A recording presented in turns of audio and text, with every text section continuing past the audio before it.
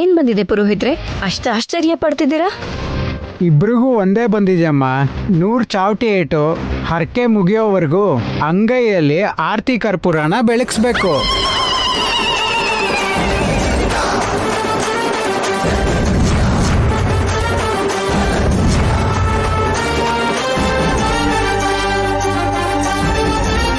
ನೀವು ತುಂಬಾ ಅದೃಷ್ಟ ಮಾಡಿದ್ದೀರಾ ಅತ್ತೆ. ಅಮ್ಮನವರು ಈ ತಾಯಿ ಮಗನ್ನ ಇಬ್ರನ್ನು ಸಮಾನವಾಗಿ ನೋಡಿದಾಳೆ. ಅಲ್ದೆ 100 ಚಾವಟಿ ಏಟಂದ್ರೆ ಮಾಮೂಲ್ ವಿಷಯನಾ? ತುಂಬಾ ದೊಡ್ಡ ವಿಷಯ. ಒಂದೊಂದು ಏಟ್ಗೂ ಅಮ್ಮ ಅಂತ ಆ ತಾಯಿನ ನೆನೆಸ್ಕೊಂಡ್ರೆ ಸಾಕ್ಷಾತ್ ಅಮ್ಮನೇ ಕಣ್ಮುಂದೆನೆ ಬರ್ತಾಳೆ.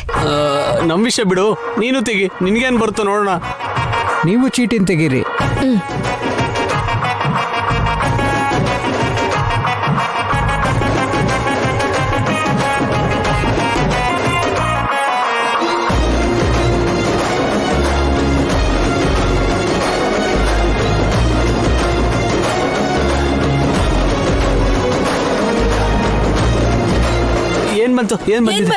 ಏನ್ ಬಂದಿದೆ? ಅಮ್ಮನವ್ರಿಗೆ 108 ಪ್ರದಕ್ಷಿಣೆ.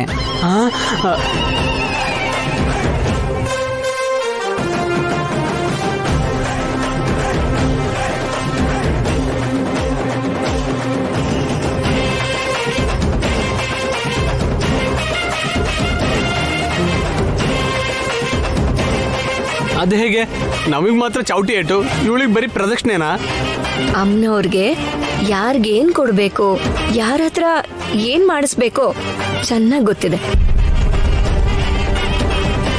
ನಾವು ಬರ್ದಿರೋದು ನಮಗೆ ಬಂದು ಮಿಕ್ಕಿರೋ 1-2ರಲ್ಲಿ ವೈದ್ಯ ಹೇಗ್ ಬರೋದು ಅಂದ್ರೇನು? 100 ಚಾವಟಿ ಏಟು, ಆರತಿ ಕರ್ಪೂರ, ಅಯ್ಯೋ ದೇವ್ರೆ. ಅಮ್ಮ, ಇಲ್ಲಿ 8 ಗುಡಿ ಇದೆ. ಆ ಗುಡಿಗಳನ್ನ ಒಂದೇ ಗುಡಿ ಅಂತ ಭಾವಿಸಿ ಅದ್ರ ಸುತ್ತ 108 ಪ್ರದಕ್ಷಿಣೆ ಹಾಕಿ. ಹಾಗೆ ಆಗ್ಲಿ ಪುರೋಹಿತ್ರೆ.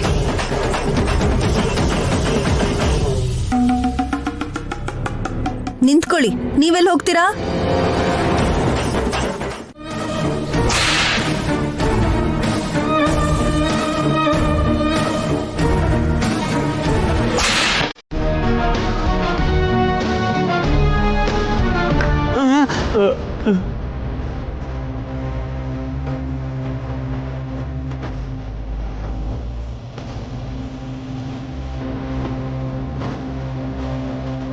ಏನತ್ತೆ, ಆ 100 ಏಟ್ಗಳು ನನಗ್ ಬೀಳ್ಬೇಕು ಅಂತ ನೀವೇ ಬರ್ದಿದ್ದಲ್ವಾ?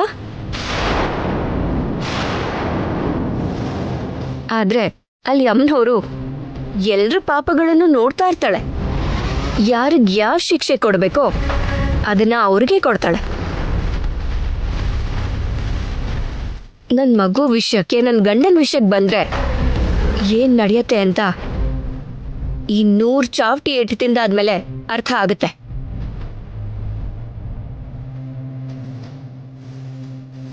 ಅದಾದ್ಮೇಲಾದ್ರೂ ಬುದ್ಧಿ ಕಲ್ತ್ಕೊಳ್ಳಿ.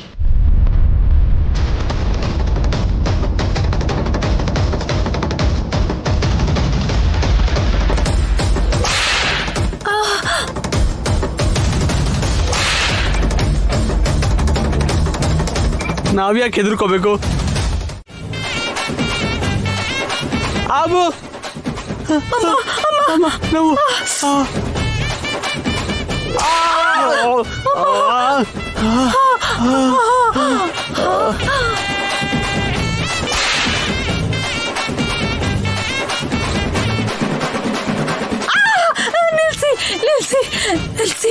ನಿಲ್ಸಿ. ಈಗ ಮಧ್ಯದಲ್ಲಿ ನಿಲ್ಸ್ಬಾರ್ದಮ್ಮ. ನನ್ಗೊಂದು ಚಿಕ್ಕ ಸಂದೇಹ. ಇದುವರೆಗೂ 100 ಚಾವಟಿ ಏಟಿಂದು ಯಾರಾದ್ರೂ ಬದುಕಿರೋದು ಹಾಕ್ಲೇ ಇದೆಯಾ?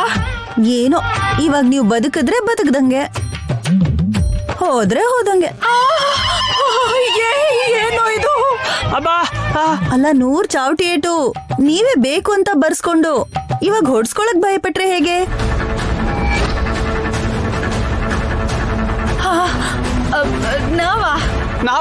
ನಾವ್ಯಾಕೆ ಬರಿತೀವಿ?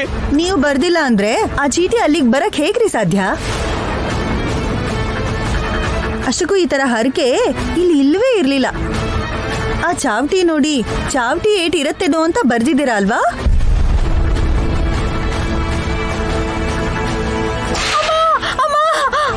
ಇದು ಅಮ್ಮನವ್ರ ಅನುಗ್ರಹನೇ. ಅದಕ್ಕೆ ನಮ್ಗೆ ಬುದ್ಧಿ ಬರೋ ಹಾಗೆ ಮಾಡಿದ್ದು. ಅನುಭವಿಸಿ, ನೀವು ಮುಂದುವರಿಸಿ.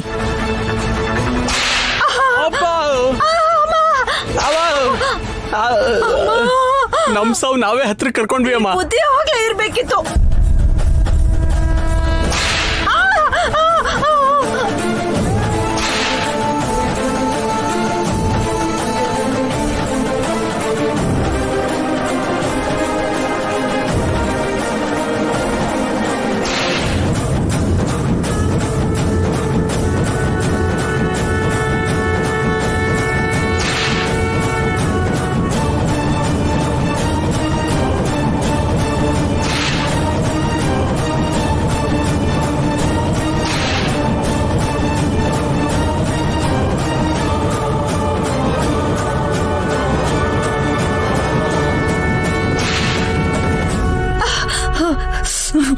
ಅಲ್ಲಿ ನೋಡು, ಅವಳಿಗೋಸ್ಕರ ಚೀಟಿ ಬರೆದ್ರೆ ಅಮ್ಮ ಅಮ್ಮ ಅವಳು ಆರಾಮಾಗಿ ತಿರುಗ್ತಾ ಇದ್ದಾಳೆ.